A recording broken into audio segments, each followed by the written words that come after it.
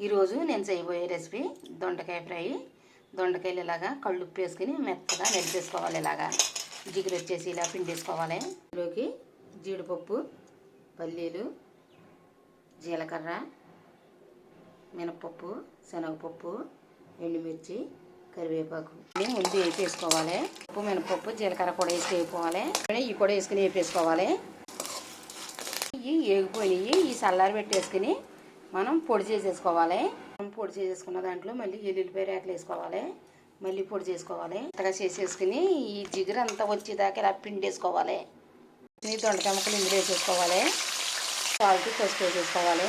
మనం కొబ్బరి పొడి కూడా వేసుకోవాలి. పట్టుకున్న పప్పులు, కొబ్బరి కూర ఇలా కలిపేసుకోవాలి. ఇప్పుడు ఈ పొళ్ళు కూడా వేసేసుకుని ఒక 10 నిమిషాలు చిన్న మంటలో వేపుకోవాలి. అయిపోయింది. ఇలా మీరు కూడా ట్రై చేయండి. ఇప్పుడు లాస్ట్లో కొత్తిమీర వేసేసుకోవాలి.